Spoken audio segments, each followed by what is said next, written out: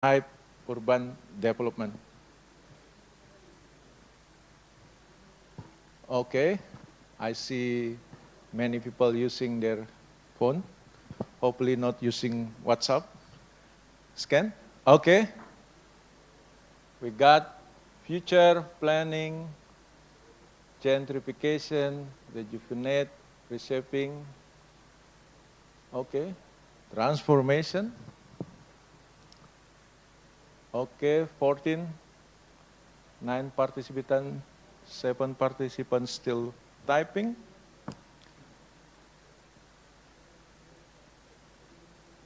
Okay, go, go, go. Interesting.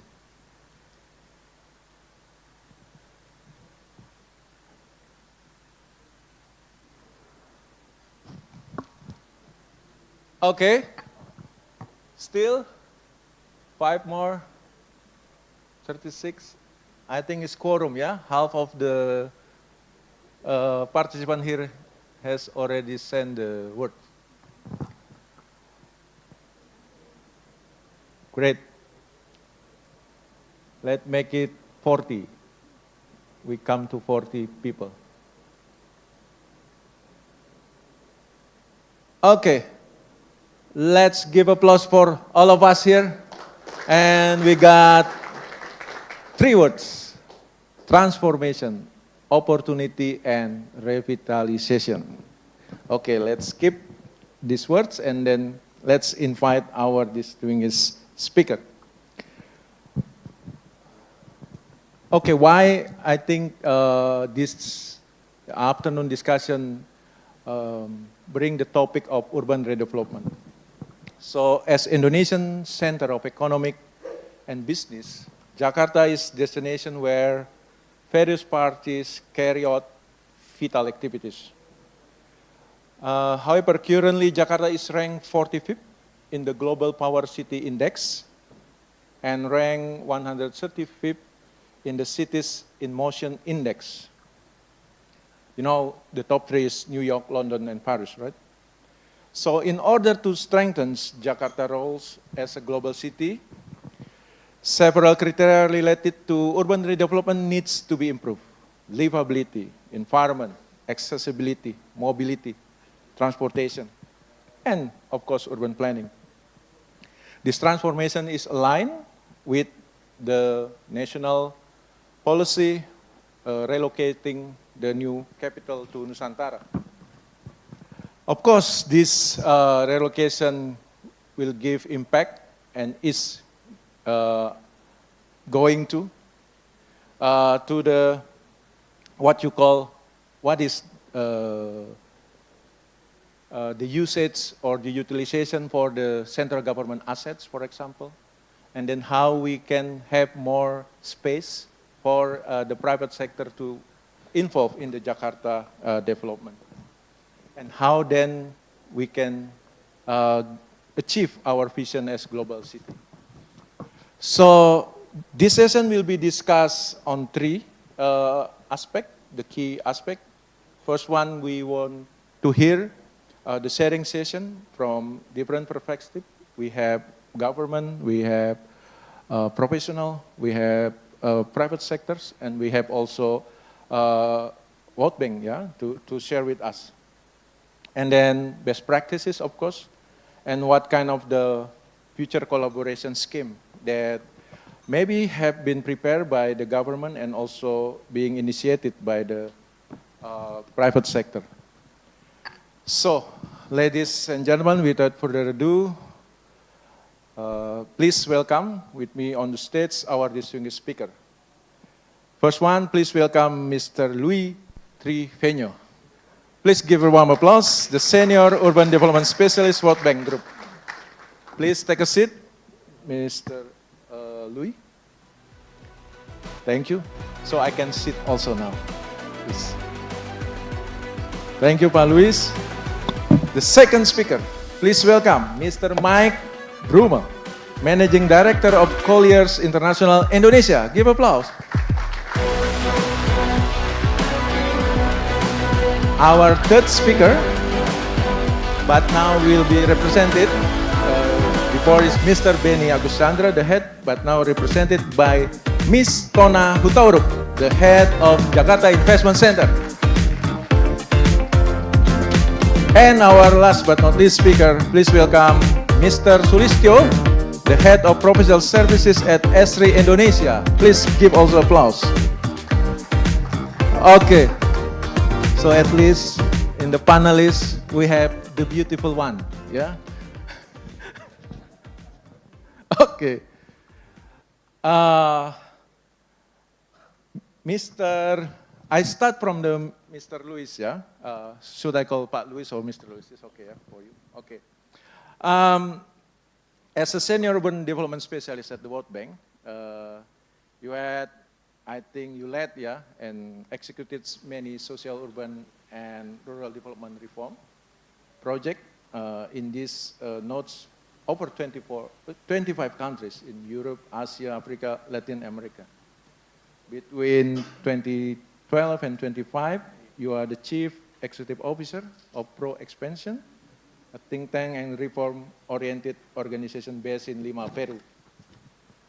Between 2005 and 2012, you also served as a research economist, chief operating officer, and Chief Executive Officer of Hernando de Soto's Institute for Liberty and Democracy. So I believe with your global experience, and you must, how do you spend your time now in Jakarta? More than 3 years. 3 years? Okay. So at least you have experience how livable Jakarta, right? Moving from your home to your office is very short time, I hope. So without further ado, we want to hear what's your perspective on Jakarta, in which parts of Jakarta that you think will be a good place for redevelopment or whatever what you want to think. Please, Pak Luis. Thank you very much. I have a presentation so I would like to show some slides in case if I get the clicker. But just wanted to thank you and introduce myself. I come from the World Bank. I am now living in Jakarta for around 2 years. So I'm very happy to be here. I come from Peru, and before joining the East Asia Pacific region, I have been working in Latin America, Africa, and the Middle East. So I want to start talking about it, and my first reflection is in Jakarta and in Indonesian cities, it's where lots of the battles the societies are facing will be won or lost. Cities are the places where the opportunities to reduce poverty exist, to grow a strong middle class exist. And in the case of Indonesia, they have not delivered as much as its potential.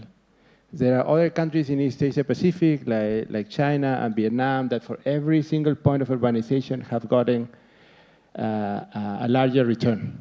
What does it mean? It means that Indonesia, in a way, is leaving money on the table. No? Now, transforming the cities is at the core of the Golden Indonesia Vision 2045.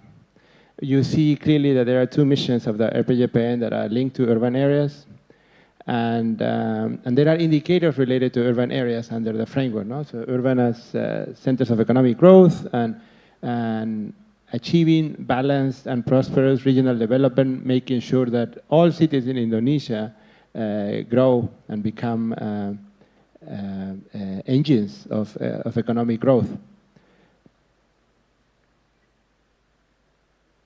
Now, what's important about this RPJPN and this Golden Indonesia 2045 vision is that this vision is not, does not mean incremental change.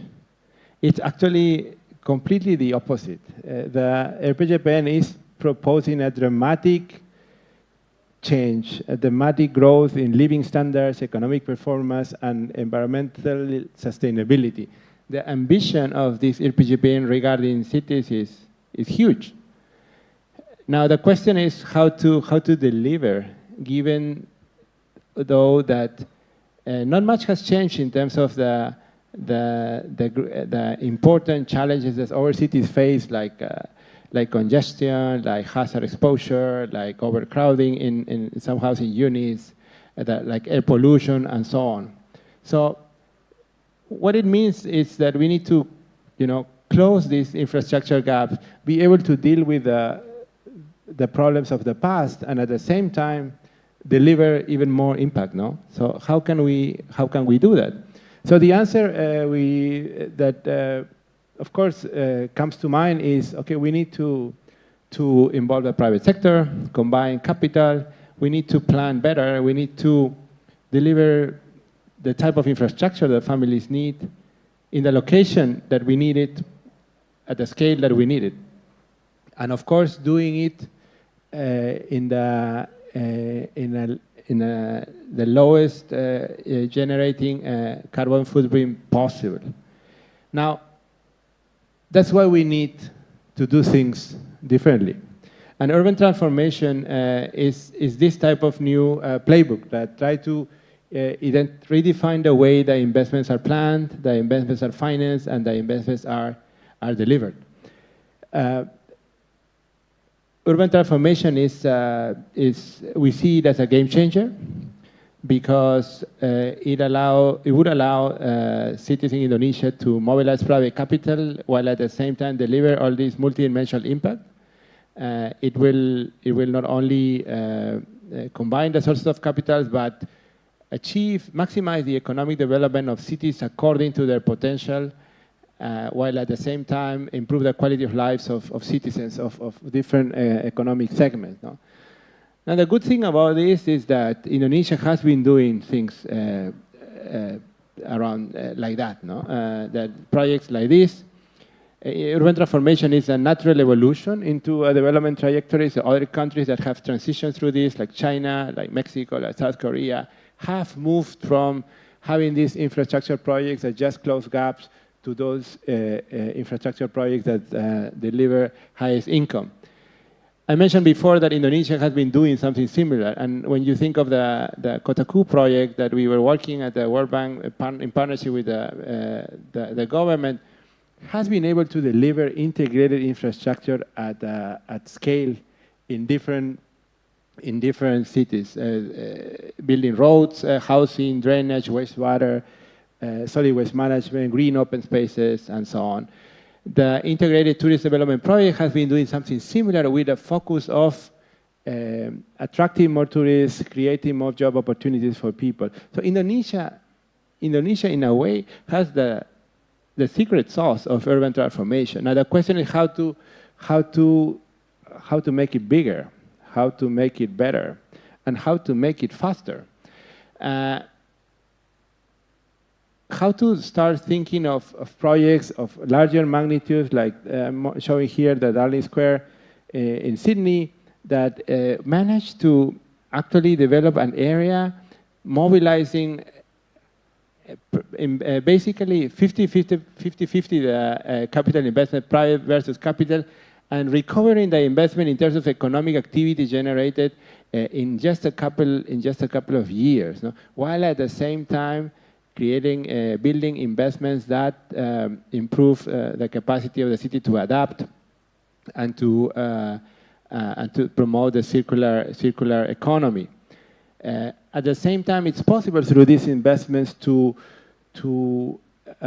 create innovative districts that repurposing assets to again be a space where startups can come, talent can come, and economic opportunities can be created. Now, this is the case of Testbed 2 Creative in China. So how could this look like in Jakarta?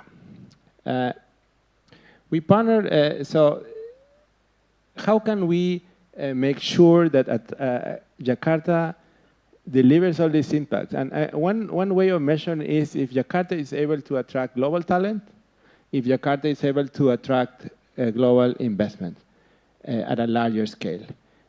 What needs to be in place so that this happen? This is what it's behind the concept of becoming a global city.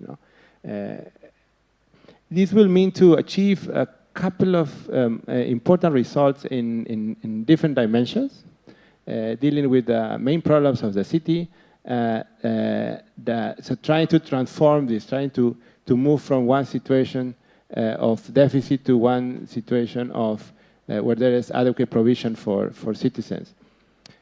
So what we have done in partnership with the colleagues from ARUP in Jakarta is try to think about how to create a typology of investments where impact can be maximized. And we have identified this typology, this typology you see there.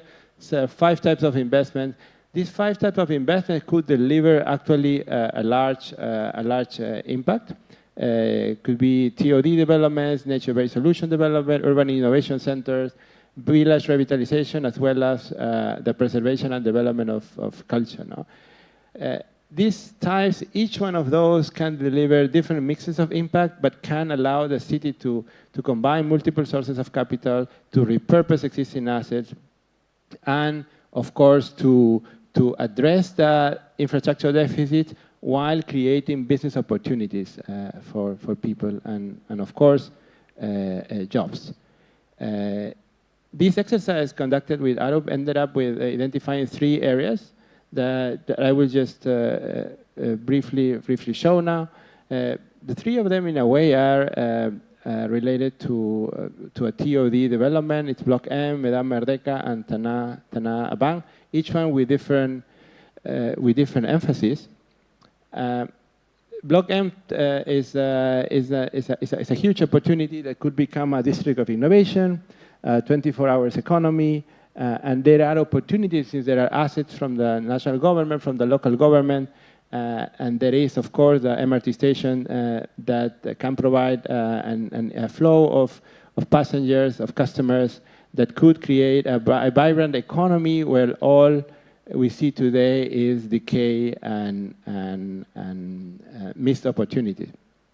This is not something new, it's something that has been done before. Countries like Taiwan, like South Korea, like the UK. This is a well-studied type of investment that we know that works. In Medan Merdeka, it's not. You should not be called a dreamer if you think that this could become the Central Park of Jakarta, right? This could become. This will become so by using the existing national assets and creating green open spaces. There is an opportunity there to improve the pedestrian connectivity and connect it to transport networks, and this again could be an important project that can mobilize private capital and at the same time deliver the impact that we all are looking for. Again, this is not something new. This is something that has been done. There are some examples in Australia, in Hong Kong, in Taiwan. But these are just 2 examples. The list is long, and the opportunity that working in this type of project makes us, brings the possibility closer of combining resources, combining interests, aligning interests to target multiple challenges, to deliver the largest impact, to involve the private sector, and to give everyone a stake in making this a livable city. Thank you very much. I look forward to the discussion, and I hope this is a good starter, what promises to be a great discussion. Thank you, Luis. Give applause for him. I like the equation, 1 + 1, 5. It's very interesting. The most important not mention 11 for today, yeah? Okay, Luis, it's very interesting. I think Jakarta need transformation, aligned with the Slido, right? The first point. And then you also mentioned that in our RPJPN, the city must contribute like more than 55%, if I'm not mistaken, to the national GDP. And in your presentation, it seems like the transformation of Jakarta should be placed in a certain area. I don't know, block, in the size of block or what, that you mentioned Tanah Abang, Medan Merdeka. And then maybe we can also hear from our colleagues from private sectors. Ladies and gentlemen, Mr. Mike Broomell, or let's go with Mike, yeah? I don't think I need to introduce him, but it is an honor for us also to have you, Mike. 32 years experience in Indonesia, can you imagine? So from Reformation era until now, I think he witnesses how Jakarta transformed, yeah? And then he is the managing director of PT Colliers International Indonesia. He currently oversees the operation of one of the largest international property consultancy in Indonesia, which employ over 400 professionals. So he is professional of professionals, yeah? So, Mike, as you see, Jakarta will face transformation and is under transformation. And Louis' point is very clear that business should be involved. And how do you see this condition of Jakarta facing to the new direction of our RPJPN? Time is yours. Okay. I was told I can stand up, so if yeah, you please, don't mind. You have also podium if you want. Yeah? The podium if you want to feel in comfortable. I can just walk around, it's okay. Okay, go ahead. Casual style. As Andy said, I've lived here 32 years. I came in 1992, and I've lived here through every president of Indonesia except for Sukarno. So I've seen a lot of transformation, a lot in those years. And I'm sure there'll be a lot in the future as well. I wanted to highlight a little bit from a property perspective. You know, we work with developers, we work with investors, we work with occupiers, and I thought that this might be helpful for you to kind of understand what's we see is going to happen when the capital moves to IKN. So if I can get this clicker here somewhere, great. Yeah. Okay. This is a slide that we had made showing the different countries in the world where they've moved the capital from one city to another. And it's quite interesting. It shows what happened to the population in the cities that were the capital was moved away from. But you see that the cities have continued to grow. And we looked at after 10 years after the city, the capital moved, and then what the population currently is. But I guess the point of this is, despite the fact the capital will move out of Jakarta, Jakarta will continue to grow. And it's not going to solve, but just by the capital moving, it's not going to solve a lot of the issues that we're currently facing. We're still going to have to face those. So it's not the magic wand that's going to solve the challenges that we have. This was an interesting chart. I think I was kind of shocked when I first realized that Jakarta is actually the second largest urban area in the world. You know, a lot of people look at the population of DKI. If you looked at the earlier slide, it said about 10 million people. But that's an artificial boundary. That's just DKI, the region of Jakarta. But the urban area is the second largest after Tokyo, Japan, or, yeah. So you can see this is a big city. And you would expect that in a big city like this, we have a lot of challenges that we're going to need to face, even after IKN occupies the position as the new capital of the country. We have, you know, water issues, as we all know. We have flood management issues, wastewater and water issues, transportation issues, traffic. Ever since I've been here, traffic has been bad. I'm looking forward to the electronic road pricing, the ERP system. I've been hearing about that for a long time. Maybe that will solve some of the problems. I thought that odd even license plates would solve the problem, but it doesn't seem to have. So we have finally the MRT, and we're adding a lot of MRT lines. So there's a lot of things that are happening or continuing to happen that we're going to have to respond to. And housing is one of the big issues. This is kind of an interesting piece of information. This shows the extent to which the federal government, the national government, occupies buildings and employs people in DKI. There's about 40 buildings that are owned by the government here, but the total space taken by the Indonesian government, and this is not SOEs, this is not state-owned enterprises, this is the Indonesian government itself, is 1.3 million square meters. And we have about 10.9 million square meters of office space. So it's perhaps around 12% of the office space is taken by the Indonesian government. Eventually, of course, some of that is going to move to IKN, but I would imagine a certain amount staying. But by comparison, right now we have 2.4 million of vacant office space in the private sector. We have a 22% vacancy rate in Jakarta.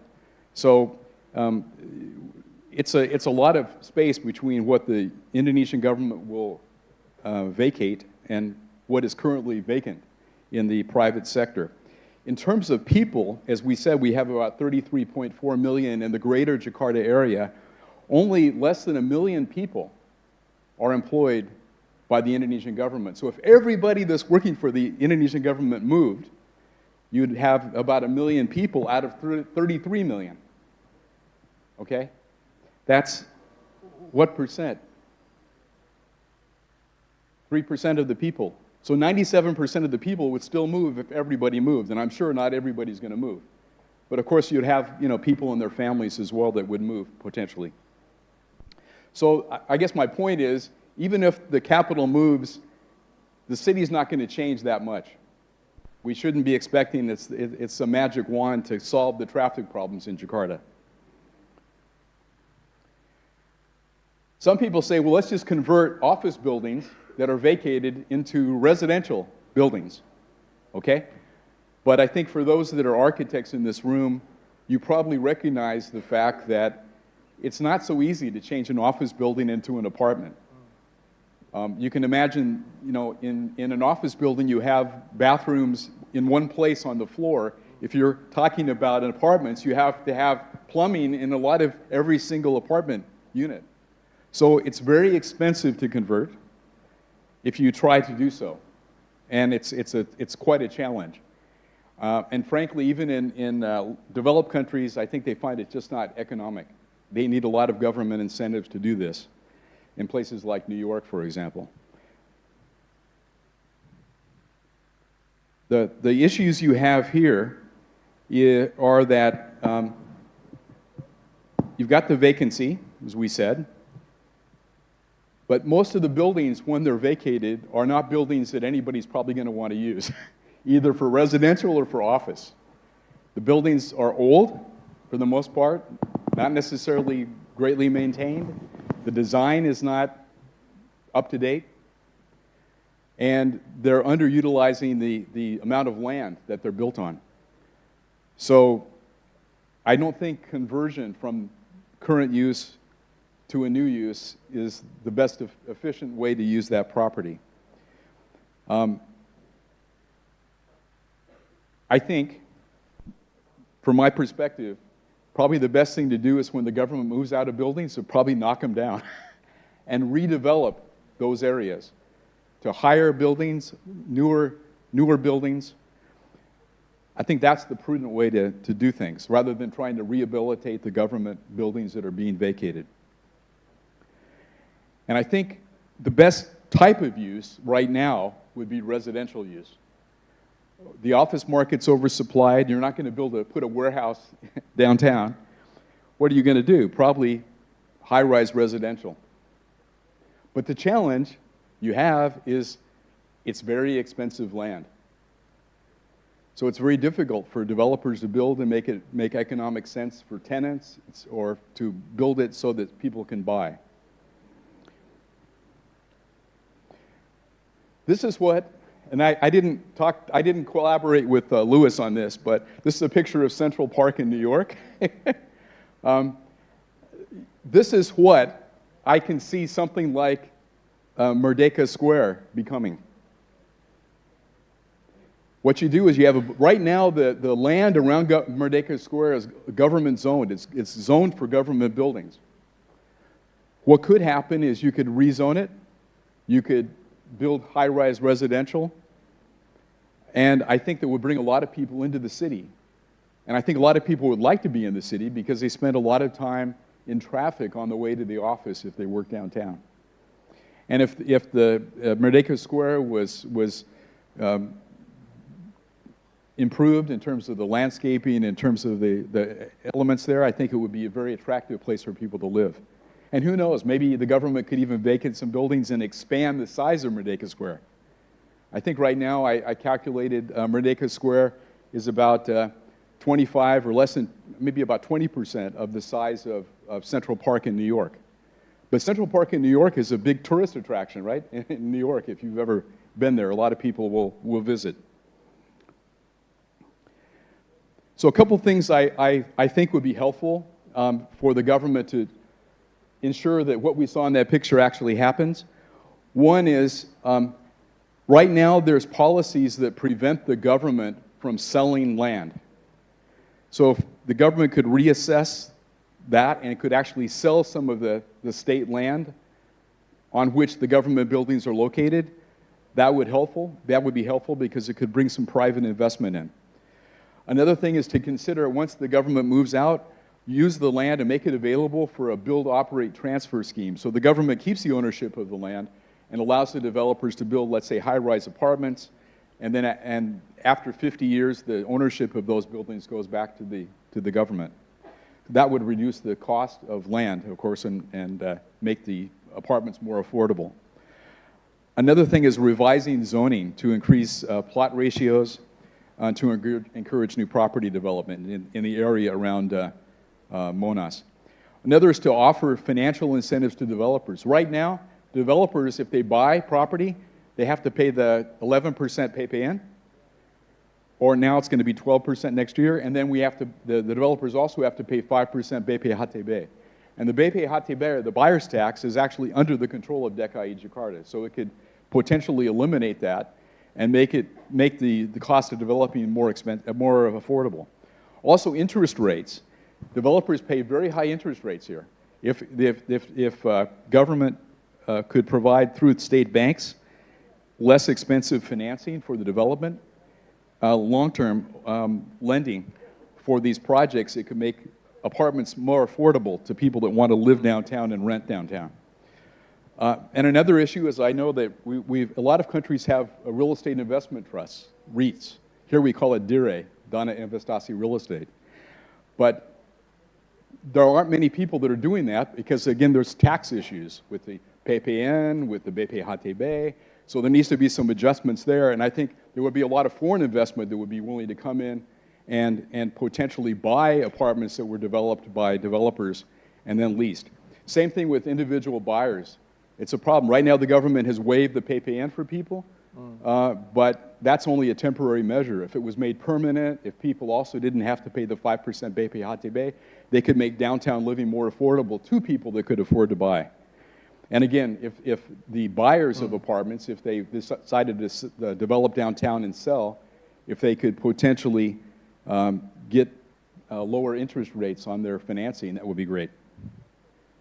So one final comment. Andy and I, if I can plug Urban Land Institute, there's an organization called Urban Land Institute. Andy and I are both on the founding committee of that.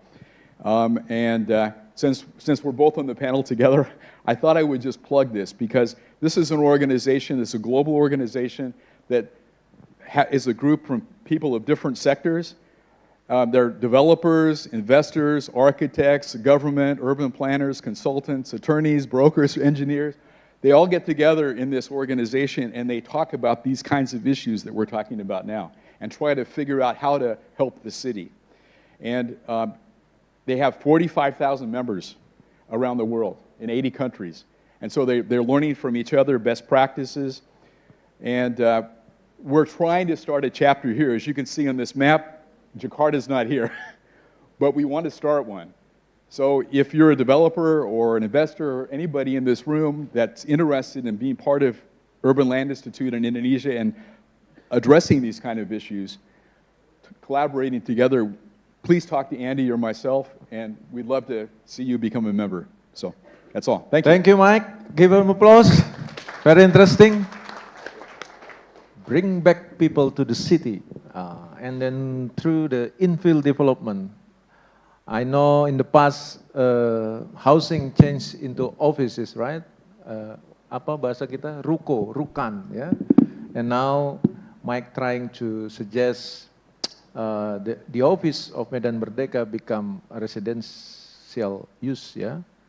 Although we want also to look further, ya, to which level, ya, mixed, low, middle, or high level income. But we keep it first, and in the presentation of Mike also emphasized that needs some kind of the changing in the fiscal spatial policy as well. So the third speaker of us is Miss Tona, the head of Jakarta Investment Center. I don't have note about her, but I think she is a complete professional. Her background is urban planning as well from ITB. I think you put career mostly at Bapeda, yeah? In planning agency, in the kitchen of the policy, and then I think about 2 or 3 years now, you are in the investment center and now become the front line. And then I think we also want to hear from you, Tona, how the situation of the investment. I believe you are now in active, more proactive, the investment, not only passive waiting, the potential one. So, time is yours. Please share your thought and also your experience. All right. Thank you very much, Bang Andi. Bang Andi is my not lost, because we frequently meet, every now and then. All right, ladies and gentlemen, very good afternoon to you. My name is Tona Hutauruk. For you who don't know me, I'm the head of Jakarta Investment Center, the very committee that conduct this event. So on behalf of the all committee, I really want to say my gratitude to all coming here and stay here until this afternoon. Thank you again. Without you, this event won't be successful. So my presentation here is about leveraging Jakarta Investment Catalyst Initiatives. So the branding is Jakarta Investment Catalyst Initiatives. In Indonesia, we call it Rancang Potensi Investasi. That is to connect the spatial planning with the investment opportunities. So these are the contents, why the government needs to be more proactive, and then what is the Jakarta Investment Catalyst Initiatives, and then how we try to initiate and do more of a high-tech geographic information system for incorporate that to the Jakarta Investment Catalyst Initiatives. Okay. So as mentioned before by Bang Andi and then Pak Gubernur in his earlier session, we are now ranked 74 and 45 in Global City Index and Global Power City Index. We are not proud of it, but at least we are now confirmed that we are going toward the direction of being the global city. So I think it's a very good start. We are now claiming we are no longer the capital city, but we are confident that we are leaping into the global city. Now, to be the global city, can I, the government, conduct my way of doing the government by doing the old ways, the conventional way? In the past, we are more of a, waiting and then hoping that you, the investors, the stakeholders, will come and then apply to us your proposal, your ideas. But now the innovation is we, the government actually can be also the orchestrator of the development, and you, the private sector, as the development partner. And that, in the element of function, before we only review your proposal and then we issue the permits, but then why don't we, the government, determine the direction for the investment areas, and then we initiate what kind of collaboration that we can do between us and you guys, also directing what is your contribution to be for development of an area. So having that in mind, the very instrument that are used, actually the spatial planning documents, the RT-RW or the master plan, and the detailed spatial plan, the RDTR. Now we feel that we need another document to be the bridge between the spatial plan into the investment. That is, we choose the development that is called the development brief. I will explain later on about the development brief. So the whole idea is being more proactive, being more, initiative, and we really realized that all the potential of area is not to be only identified. It has to be created, actually. This I take from Pak Benni, my superior. Dalam bahasa Indonesia, potensi itu, Tona, bukan untuk ditunggu, bukan untuk diidentifikasi saja, tapi diciptakan. So that's the idea. We have to create something. That is why in Indonesia we call the program is Rancang Potensi Investasi, dirancang. Now, on the spatial plan, we know that there is a table, in Indonesia we call it pemanfaatan ruang, or the planning programs table. You can see there that actually for every program, we have stated how the programs are going to be funded. In the third columns from the left, it says, for example, the funding sources by private funds and or public sources. Private funds or public sources. It is stated explicitly like that. But then, how do we make it happen? Okay, in the spatial plan, we have stated that it's going to be funded by the private. But then, what do you do as government? Before, we only wait until the investors coming and then making the proposal. But then, we cannot do that anymore, thus the proactiveness. So the Jakarta Investment Catalyst Initiative is actually the action of accelerate and facilitate investment process by integrating these two things. First, the planning, the strategy formulating, we determine the location, space, function, and then also bringing all that planning into the marketing programs. So we have the info of the potential and benefit of investment in one area, and then we bring the info directly to you, the investors. We market that, and then we want to negotiate with you. We want to do the collaboration with you. So it is a end-to-end process, up from the from the very beginning of the planning up to the marketing until we have a closure deal for specific kind of investment. Now, the development brief itself, we have a collaboration with several universities until we come up with the document development brief. And then the content actually, number 1, 2, 3, it is actually only the usual ones, like the usual conventional planning document, site description, visioning, site potentials issue, planning and design. But the interesting ones are, we do the number 4 until 8. We do the financial analysis for the area that we want to offer. So you don't have to hire your consultant at the very beginning, because we do that for you. And making sure that the investment is going to be benefiting for you, of course. Otherwise, you won't want to invest, right? So we do the financial analysis. If you do this land here to be the apartment, for example, or to be the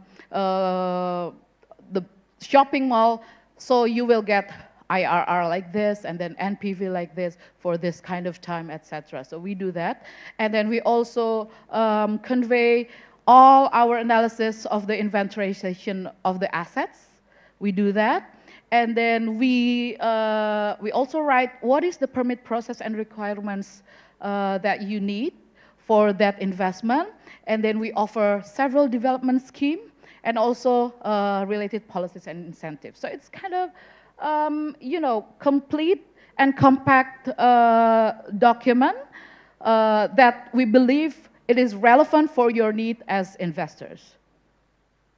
So we also try to incorporate artificial intelligence because DPM PTSP, the Department of Investment and Integrated One-Stop Services, have very good big data organizations.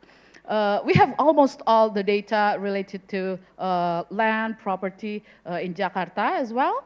And then we collaborate with Google in this part, with Vertex AI, and then we try to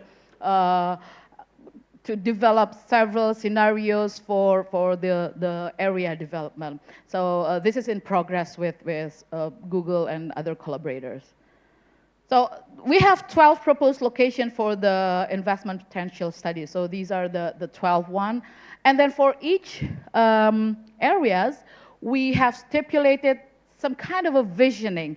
Like, for example, the first one, the Bumi Perkemahan Ragunan, if I offer you that piece of land, and then I just call it, it's a Bumi Perkemahan Ragunan, I don't think you would be very interested. But then when I say that it would be the green enclave in Jakarta's new commercial core, well, it's actually imitating the ones that is done by many developers, many private developers. Why don't we, the government, do that as well? If I say Grogol Petamburan, it would be a TOD area, then it would be very, well, it's usual. It doesn't ring a bell to you. But when I say it's going to be a transit university town, I think it adds a little bit of meaning, a little bit of juice to that area. Also for Monas, what if we call that the new heights for Jakarta historic grounds? That is why that is related to my job in Jakarta Investment Center, because we are the promotional agency. We really want to, well, I must say, I want to tease you, the investors, to be attracted, to be interested in our programs.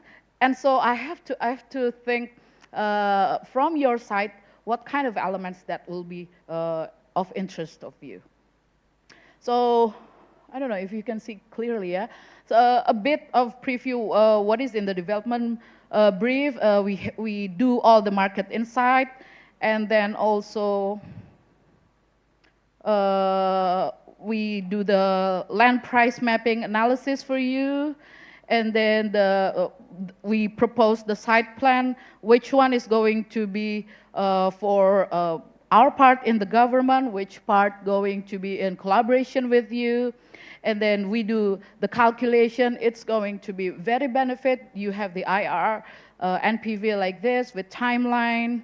And then all the summary is suggested at a visualization that is going to be interesting. Not like the usual spatial plan document.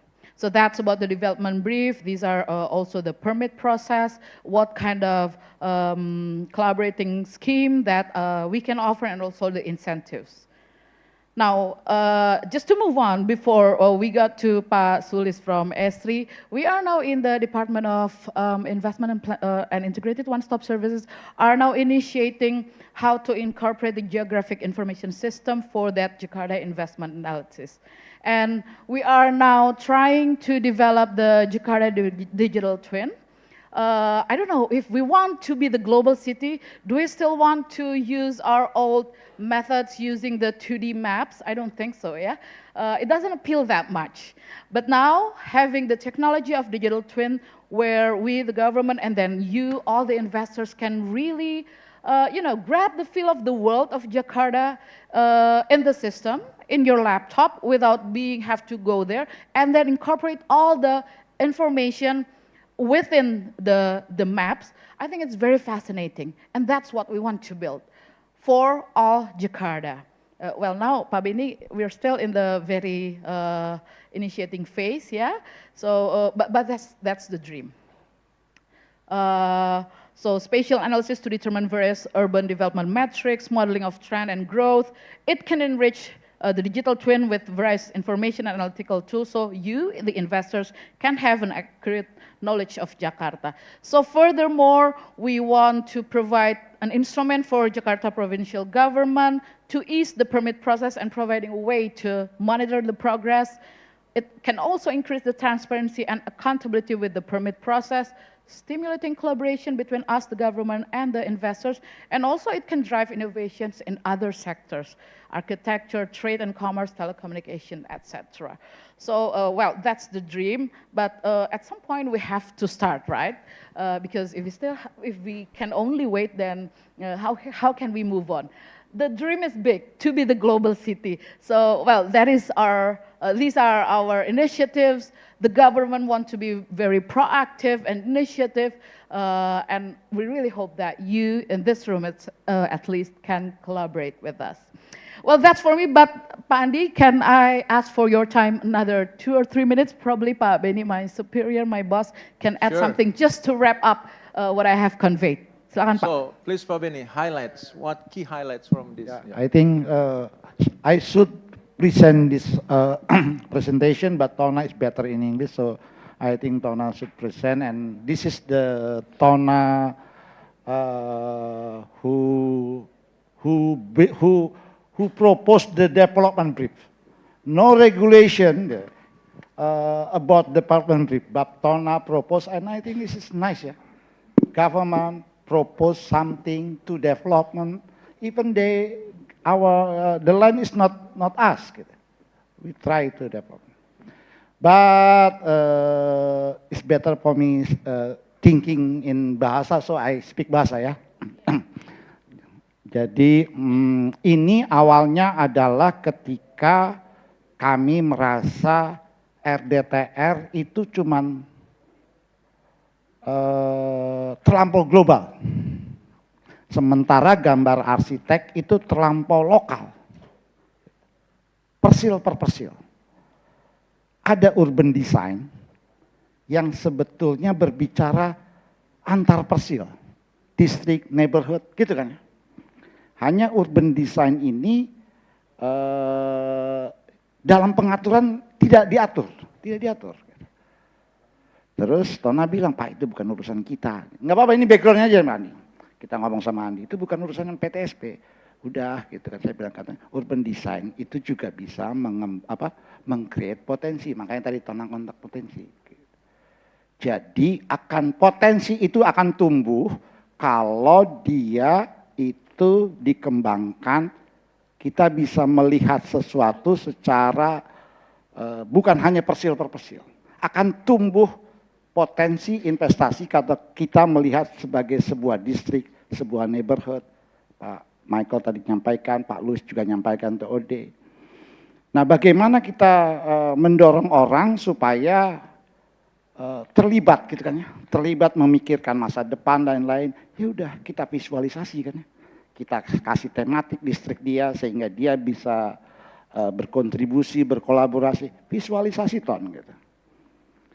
Seperti itu. Intinya satu. Kalau orang bilang kan ya, kita berpikirnya global gitu kan ya. Bertindaknya lokal. Tapi kita harus merencanakannya secara regional, secara kawasan. Intinya itu. Maka dengan kita mengembangkan, membuat sebuah rencana kawasan, saya nggak tahu apakah urban design atau urban planning atau arsitektur, gak hanya ngomongin soal persilnya dia, maka akan muncul potensi-potensi investasi baru. Apa yang dibuat Tona adalah memvisualisasikan untuk memancing komunitas terlibat, berkolaborasi, mencari potensinya untuk terus berkembang. Nggak bisa diharapkan pemerintah aja gitu kan ya, dan kolaborasi dan lain-lain itu tidak akan muncul dengan sendirinya gitu. Makanya Tona tadi bilang, potensi itu terjadi di create. Dengan apa? Ya kita visualkan. Lebih mudah mengerti yang tadi ya, kayak di Boston, kayak di mana ya, yang Tona bikin. Dibanding kita lihat, mohon maaf di peta warna-warni, kuning, merah, biru, lebih sulit dimengerti. Dan lebih sulit juga dimengerti ketika gambar itu sangat detail seperti gambar arsitek. Kita perlu ada di situ, ada semacam penggambaran sebuah neighborhood, 3 dimensi, gitu kan ya. Dan dari situ orang lihat, oh ternyata kalau kawasan kita dikembangkan dengan baik bisa seperti ini. Dan potensinya ini. Selanjutnya adalah dihitung berapa potensinya. Ya makasih juga kepada IAP yang sudah membantu kita ya Ton. untuk mengembangkan ini, dan teman-teman IAI dan juga dari Urban Design kita exercise sama-sama beberapa perguruan tinggi, ya kita coba kembangkan, itulah development briefnya Tona. Itu yang bisa saya sampaikan. Thank you ya. Thank you Pak Benni. Kasih applause juga. Give applause. So basically that I can capture now is the government of the DKI Jakarta want take step ahead, yeah, become more aggressive in the market, and I think one of the interesting part that Jakarta has very huge data, or let's say big data. There are several of economic data, social data, and so on. So perhaps for all of you who are the business owner, business creator, investor, I think you should visit Tona office or Pak Benni office, and then see whether the idea of the government of Jakarta suited to your also interest. Yeah, it is very interesting, and congratulate to the progress that you have achieved. And then let's go to the last but not least, Pak Sulistyo. Since Tona has revealed so many spatial information, and also starting to using AI, I think we also want to know from Pak Sulistyo. He is, let's see, Head of Professional Services of Esri Indonesia. Mr. Sulistyo is a successful technological leader with 20 years of experience, business process services and information security. He was the Chief of Technology and Information Security Officer at Telekom Malaysia, subsidiary VADS Indonesia, before joining Esri. So, Pak Sulistyo, of course, there are so many innovations that you have achieved and your office achieved. Maybe you can also share with us and what kind of the potential collaboration with Jakarta, yeah? Time is yours, Pak. Thank you, Pak Andi.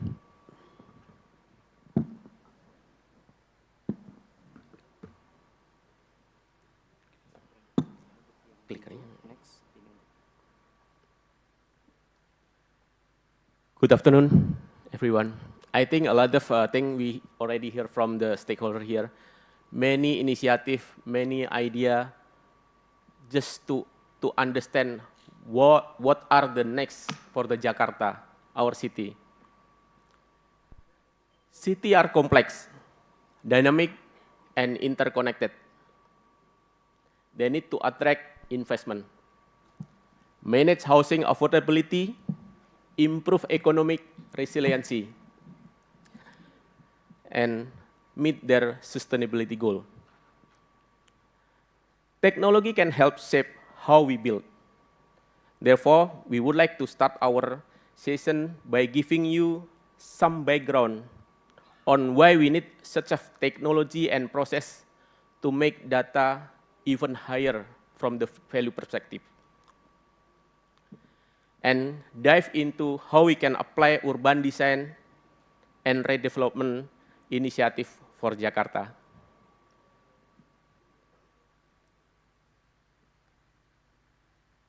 What we can see across many organizations is that they face same challenges. They are looking for lower the cost in terms of the permit and also recurring plan update, bring more accountability and transparency toward meeting their planning goals, while also improving access to GIS planning and design professional themselves. All of this can be summarized as transforming traditional process into digital ones. As we gather here, we stand at the intersection of technology and urban redevelopment, where the power of the data redefining how we design, manage, and envision our city, Jakarta. Urban planning has always been a complex process, involving the careful balance of social, economic, environmental, and infrastructure factors. However, the challenge we face today, rapid urbanization, climate change, and the need of sustainability development, require us to adopt more innovative and data-driven approach. On a smart map, city planners and officials can visualize data related to demographic, traffic, economy, and infrastructure to reveal the relationship and pattern. Using interactive tool, planner and city official can see the entire region or drill down into granular neighborhood level to learn more about the area, the people who live and work there. Before they can map and model the city plan, city need to manage their data. Geospatial technology with capability of geoprocessing enable to simplify the management of complex databases. The same technology is helping create scalable plan enriched with the relevant information from local zoning, space use type, and building types. Create 3D visualization of urban plan and project to inform stakeholder. Communicate trends through indicators such as population growth, new job creation, water usage, waste generation. Enable capability to perform site suitability analysis by layering multiple datasets. And then adjust weight to criteria like zoning type, maximum building height, and existing building age. Change the weight will automatically reflect in the scoring, saving our time and resources when identifying suitable location for development. Geospatial data with its ability to capture the spatial dimension of our world is revolutionizing the field of urban planning. Through the integration of GIS, remote sensing, and real-time data collection, we now have unprecedented access to detailed location-specific information. This allows urban planners to make more informed decisions, predict the future trend, create cities that are not only more efficient, but also more resilient and inclusive. Many cities, Boston can be seen here, have for a long time used physical 3D models, which have played a key role in providing context on ongoing projects. The model is quite detailed, but nearly impossible to keep up to date and share, of course, especially without being in the same physical space. The classic way of modeling the built environment, however, can be replicated into digital space.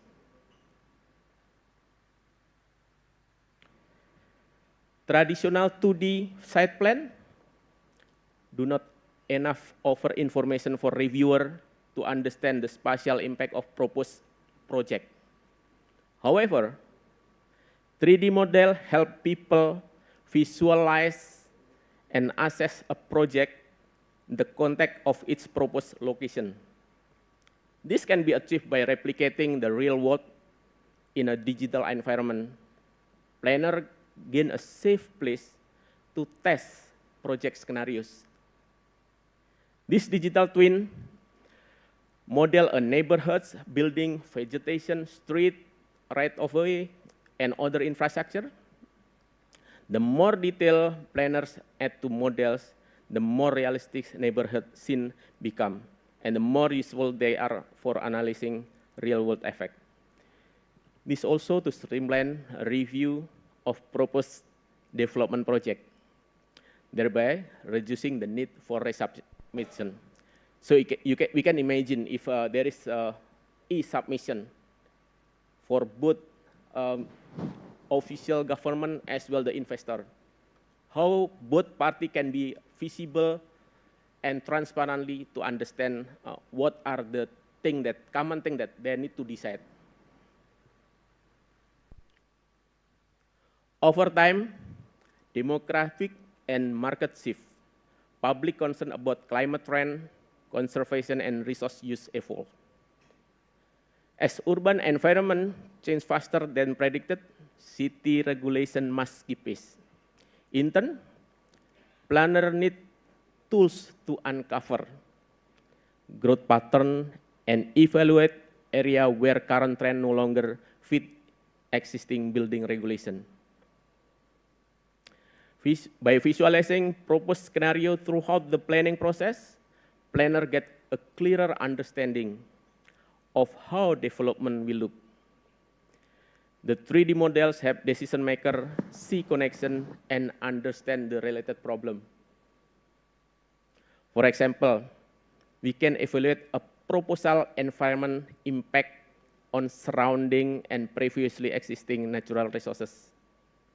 As we explore the potential of geospatial technology, we must also consider how they can be used to address critical issues, such as social equity, environmental sustainability, and economical viability. By leveraging this data, we can create urban spaces that are not only smart but also green and economically vibrant.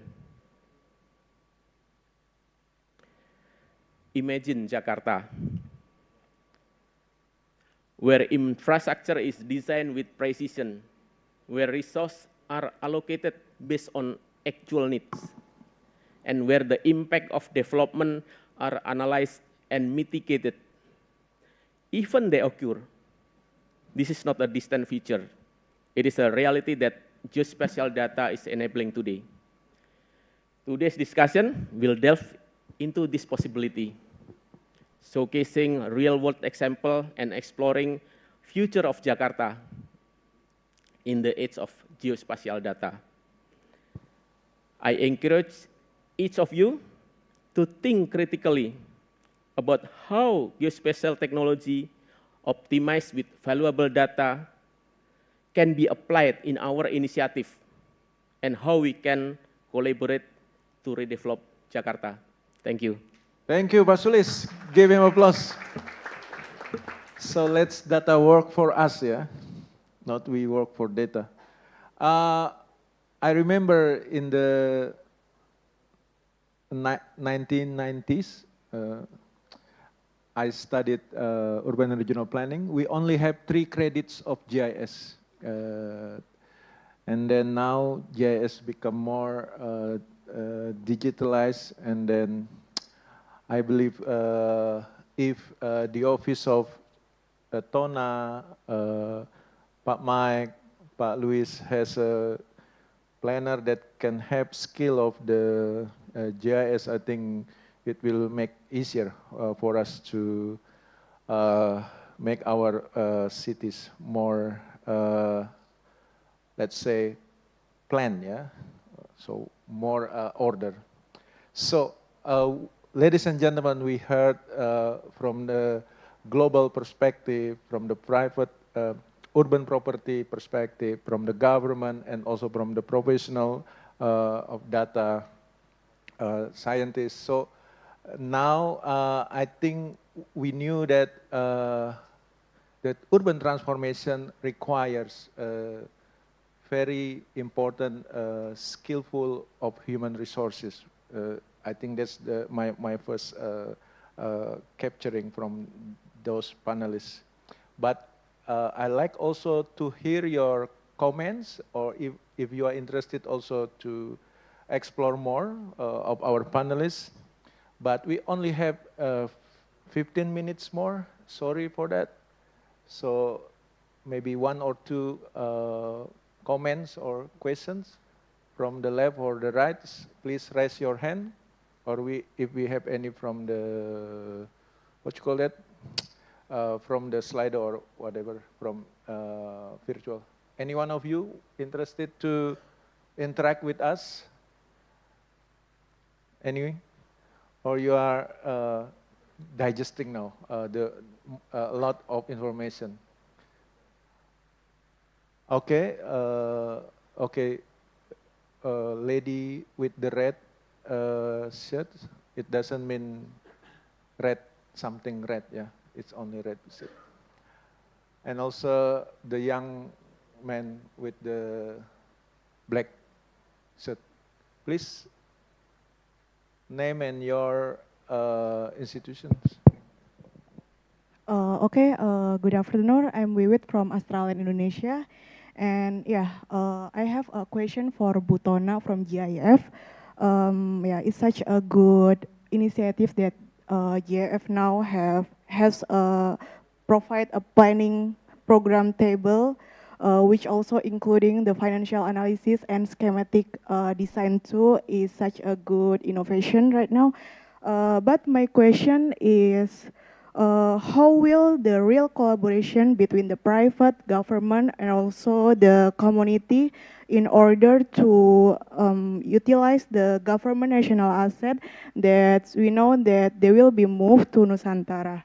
Is the government waiting to the big investor come first and then execute it, or the government will create or build the infrastructure first to make the private interest to invest there, or will the government and the private waiting until the public generate activity or crowd activation there?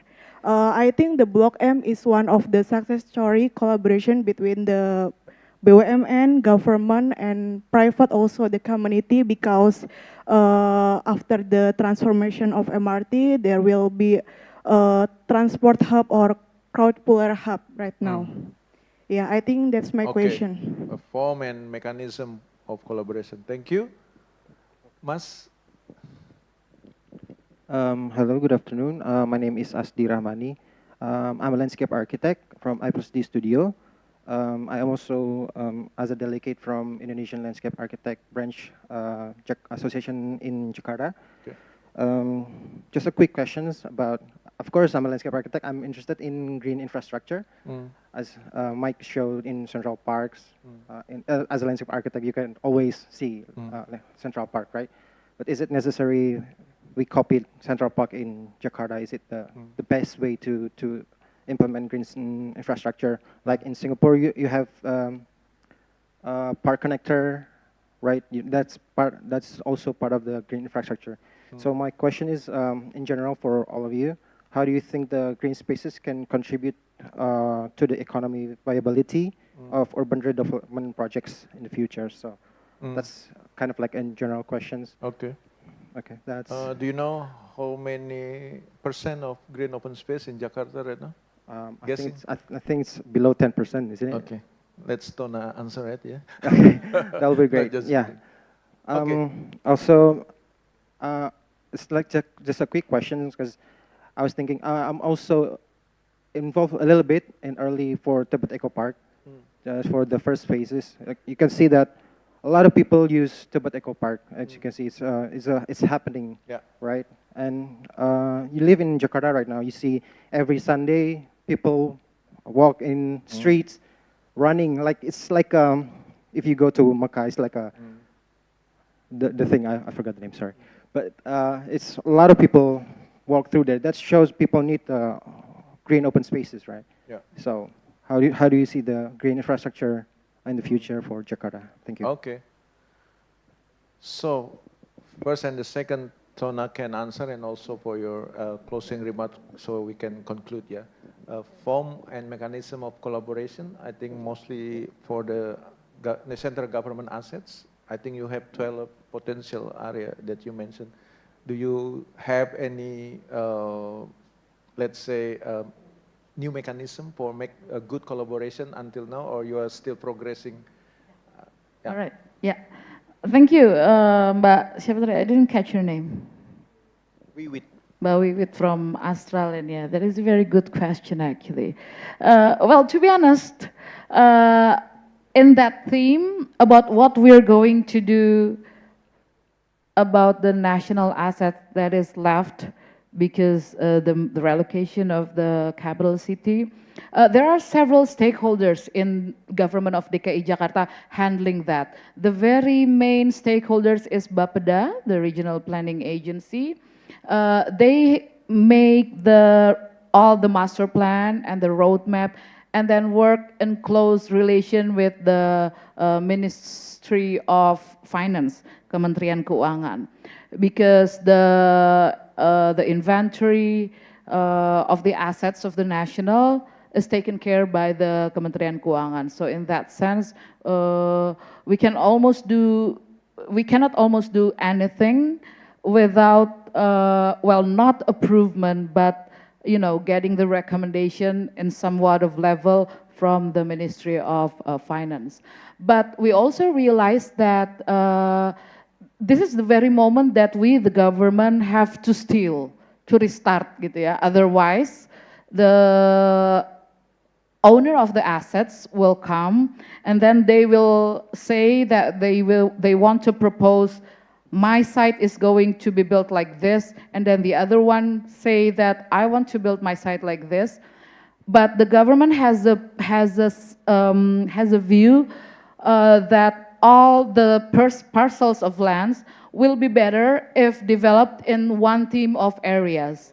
We don't want the development to be parcel by parcel. Instead, we want to make it as an area, so the capital is bigger. It will be more attractive. The control is better. We can do and anticipate all the infrastructure from the very beginning, and that's why the methods of making it to be an area development is what we think is the most optimum approach for developing the assets that is left to the IKN. Well, to answer what kind of collaboration scheme, I'm afraid I cannot answer that right now. I have to consult that with several stakeholders. I must admit that DPMPTSP is not the very main stakeholders in that theme. That's why, well, me as the government, I have several authority demarcation that I have to maintain. But we can discuss that later on, yeah? We can do a meeting if you want to know what kind of progress that we in the government are progressing right now. Let's have, I can arrange FGD, for example. That is my job, actually, as the Jakarta Investment Centers. We can invite several people that are, several stakeholders that are more capable and also with the authority in answering that questions. But, well, the idea is there. And then the roadmap and also the connection between all stakeholders are being built. I know Mbak Gria here, she works very close with Bapeda, and also Bang Andi has helped several occasion with the renew of the apa Bang? RT/RW 2045. Yeah, that elements are all tried to be incorporated in the RT/RW. Okay. Yeah, so probably that, yeah, but I'm very open to more discussion on that theme. Thank you very much. Thank you, Tena. Jadi intinya kalau rokok jangan beli ketengan, tapi satu bungkus kira-kira gitu, ya. Mike, please add. Could I? Yes. I'd like to just use this Block M project as an example. Obviously, we have the MRT, and we have the TOD locations. So in terms of accessibility to the site, that's already built in by the government. The question is how to develop around the TOD stop. In the case of Block M, what happened is we worked very closely with MRTJ in terms of doing a feasibility study. That's one. They hired an architect that designed the project, and so they have a design for the infrastructure at the TOD location that will be funded by the investor that comes in and builds the buildings, office or residences, hotel, retail. So the plan is there, but the funding will come from the private sector as part of the funding for the investor that comes in. So I think it has worked well. We're in the process now of raising money, looking for investors and developers for that project. That will be kind of the guinea pig. But I have to tell you, working with MRTJ, they've been very responsive. They understand what businesses need. They're asking for input from businesses. They're asking for proposals on how to structure it so that it makes this project attractive for an investor and developer. So I can vouch for that, and I think the potential to work together and develop the infrastructure, at least at TOD locations, is there. And it will take some time, yeah, to get it in each other understanding on how let's say the conclusion of what kind of investment become, right? So it cannot be like a very quick one. Or you ever experience very quick one to get settle the project of collaboration?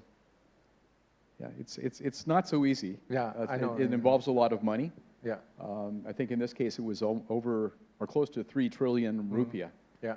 So it may take a consortium of investors to come in, but there's a desire to make it attractive to investors, and I think they're flexible in terms of how to structure things. Yeah. Therefore, we need a very good preparation. Thank you, Mike. Luis, one of the second question, I think that we can also touch green economic transformation, right? We need greening the infrastructure, greening the building, and sometimes it being compiled in what we call decarbonization, right?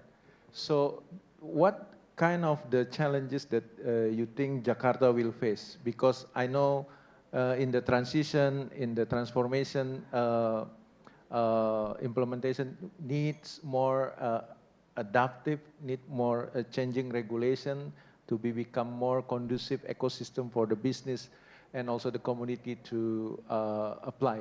Do you have any, let's say, benchmarking or from your experience, how then this green transformation, because like the young men say, the Jakarta need more green infrastructure, Jakarta need green spaces, but at the same time, green for the business point of view, correct me if I'm wrong, it's a cost center, but actually it's also a good investment if the green space located next to your business place or your house.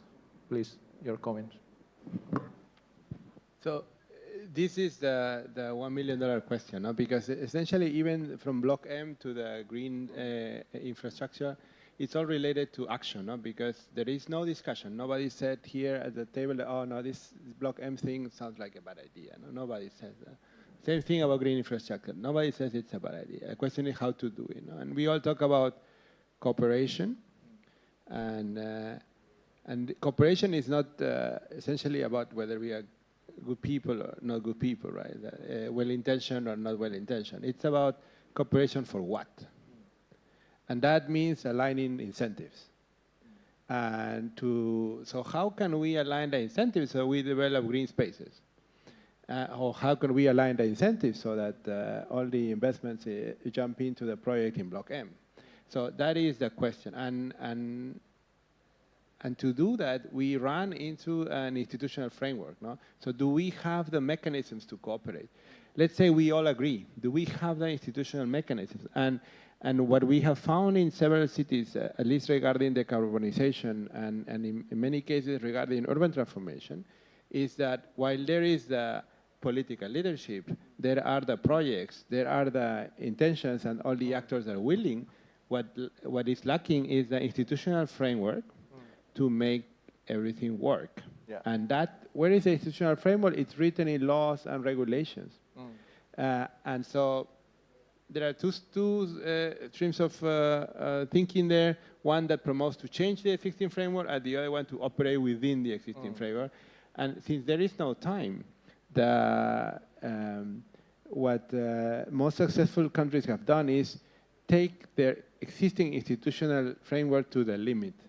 push it to the limit while producing reform. So I think that's key to success to all these great ideas that we heard today is, so how can we operate through the existing institutional framework so that we can make these investments work both in Block M and also green infrastructure? Thank you. Yeah.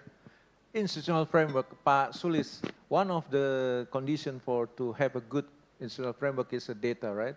As you mentioned, the green open space, do you have any updates of the advancement in GIS? Let's say you build a 3-story and 10-story, that you can automatically calculate how much ecosystem services they're taken, so then we can easily compare and make adjustment to our plan? Yeah, it is interesting and common question that coming in from the society. From the technology perspective, how we can understand, we leverage the technology, can be from the remote sensing as well, real data capture, and mostly when we talk about the green area, green zone, Geo AI is involving now. The capability to capture the difference of the raster is automatically and calculate. So meaning here, we have to be clear in terms of the objective, and then let the technology accelerate it for it. Okay, and let's do maybe one sample project of us, so then we can see how this institutional framework that Luis proposed can be set up, yeah? Yep. So, thank you very much, ladies and gentlemen. Give applause for our distinguished panelists. And I ask for you to photo session as a rundown. Please stand up for photo session. Pak Benni, come join us. And then, okay.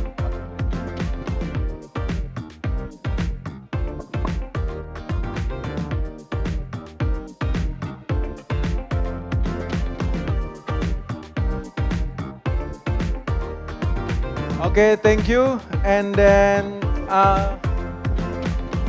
we appreciate for you taking time of us with us. And then let's hear the video of Jakarta Investment Festival Summit. So again, give applause for us and see you again in the next agenda.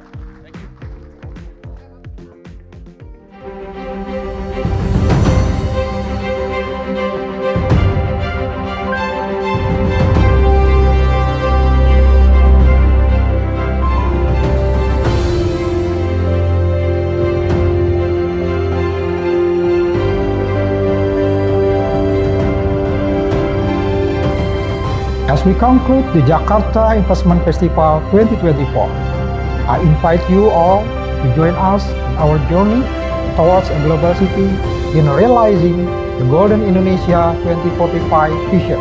See you at the next Jakarta Investment Festival.